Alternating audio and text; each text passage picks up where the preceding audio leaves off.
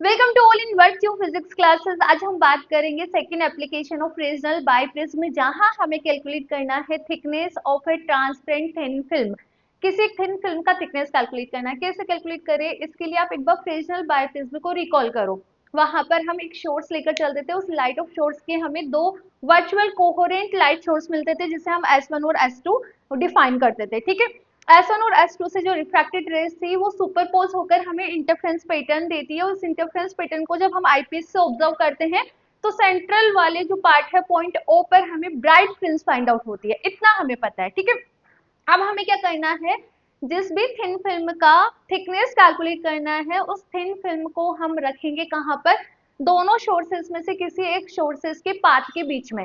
कैसे, यहाँ पे S1 S2 तो सोर्स है, तो मैंने जिस थिन फिल्म का मुझे थिकनेस कैलकुलेट करना है उसको हमने S1 से निकलने वाली रेज, इंटरफेयरिंग रेज के पाथ के बीच में रख दिया। ठीक है, रख दिया। अब देखो, जैसे आप इसको रखोगे तो यहाँ पर क्या चेंजेस होंगे। आपको ये तो पता है ना कि अब जो लाइट है वो इंसिडेंट होगी कहाँ पर, इस थिन फिल्म पर, जिसे लाइट की ग्लास प्लेट है। आपके पास क्या है, ट्रांसपेरेंट एक ग्लास प्लेट है। ठीक है, तो अब देखो, जैसे ही एयर से ग्लास के अंदर लाइट गई तो बताओ क्या होगा। ये जो रेज है वो नॉर्मल की साइड टिल्ड होगी। ठीक है, ये हमें पता है। नाउ अब इस ग्लास से अगेन आप यहाँ पे नॉर्मल ड्रॉ करोगे और इस ग्लास से एयर की ओर जाएगी, एयर की ओर जाएगी तो ये रेज नॉर्मल से अवे निकलेगी, नॉर्मल से अवे जाती है। ठीक है, तो वही प्रोसेस यहाँ पर होता है। पहले हमें इंटरफेरेंस पैटर्न फाइंड आउट हो रहा था पॉइंट ओ पर, जब हमने ग्लास सीट रखी नहीं थी। नाउ अब हमने क्या करा, जो इंटरफेयरिंग बीम थी उसके बीच में ग्लास सीट रख दी। तो ग्लास सीट रखने से हुआ क्या, यहाँ पर ये जो रिफ्लेक्टेड रेज है वो ग्लास से भी रिफ्लेक्ट होगी और ग्लास से रिफ्लेक्ट होकर अब हमें इंटरफेरेंस पैटर्न देगी पॉइंट पी पर। पहले आपको ब्राइट फ्रिंज कहाँ फाइंड आउट हो रही थी, ओ पर। जैसे हमने ग्लास शीट रख दी, ग्लास प्लेट थिकनेस जिसकी हमें कैलकुलेट करनी है, थिन फिल्म S1 के रास्ते में मैंने रखी है। S1 के रास्ते में जैसे ही मैंने रखी तो इसका इंटरफेरेंस पैटर्न का जो ब्राइट फ्रिंज मुझे ओ पे फाइंड आउट हो रहा था वो ओ पर फाइंड आउट ना होकर मुझे कहाँ मिल रहा है, अब पी पर मिल रहा है। कहाँ मिल रहा है, पी पर मिल रहा है। और इसकी डिस्टेंस में ओरिजिन से डिफाइन कर रही हूँ स्मॉल एक्स। क्या डिफाइन कर रही हूँ यहाँ पे, स्मॉल एक्स। ठीक है, अब यहाँ पे ब्राइट फ्रिंज कब मिलेगी, जब आपका दोनों रेस का पार्ट डिफरेंस क्या हो, सेम हो। तो S1P का path difference equal to S2P का पार्ट डिफरेंस। अब हमें वही कैलकुलेट करना है। यहाँ पे थिकनेस कैसे कैलकुलेट करेंगे, उस प्रोसेस को देखना। ठीक है, so in the Fresnel biprism, S1, S2 be two virtual coherent source of light producing interference pattern on the screen 8.0.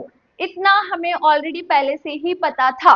Now A transparent thin film of thickness T, इसका thickness मैंने small T define करा है, refractive index mu define करा है।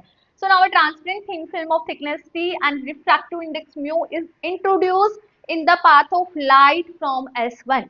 S1 के path पे मैंने ये इंट्रोड्यूस कर दी है। ठीक है, नाउ आगे बढ़ो।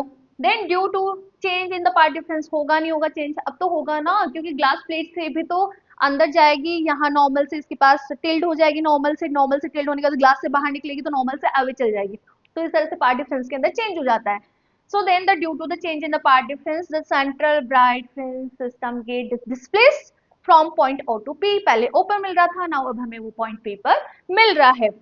Let the small x is the fringe shift. इस process को हमने fringe shift बोला है, due to the part difference produced from the film of thickness T, which is S1P is optical path equal to S2P optical path. ये है आपका optical path. इस optical path को हमें एक्चुअल पाथ के अंदर कन्वर्ट करना पड़ेगा। तो सबसे पहले हम S1P का एक्चुअल पाथ देखते हैं।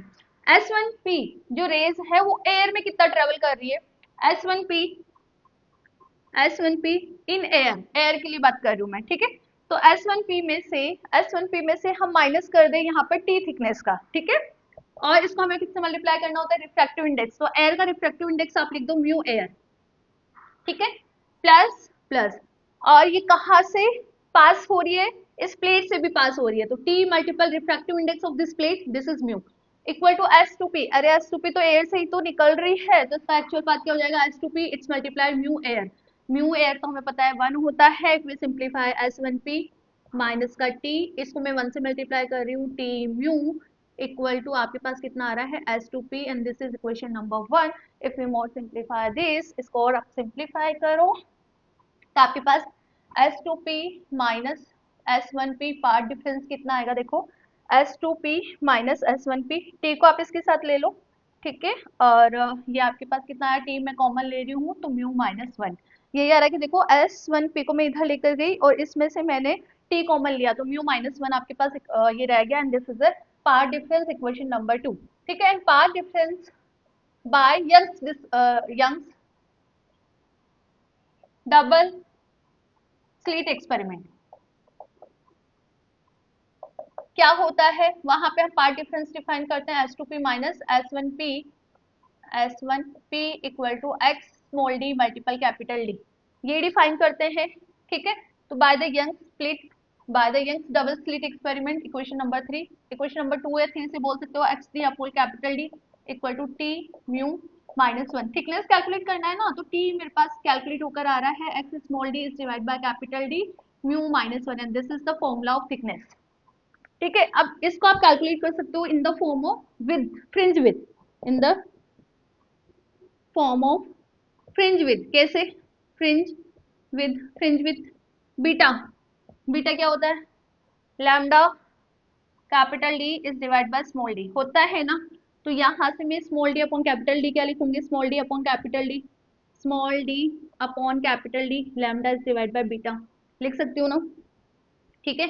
तो यहाँ से by equation number 4 by equation number 5 lambda upon capital D की वैल्यू पुट कर दो, तो from equation 4 and 5 we can say कि टी कितना आ रहा है बेटा आपका X lambda it's divide by beta mu minus one, and this is the standard formula of thickness of thin film, जिसका हमें यहाँ पे थिकनेस कैलकुलेट करना था ट्रांसपेरेंट थिन फिल्म का।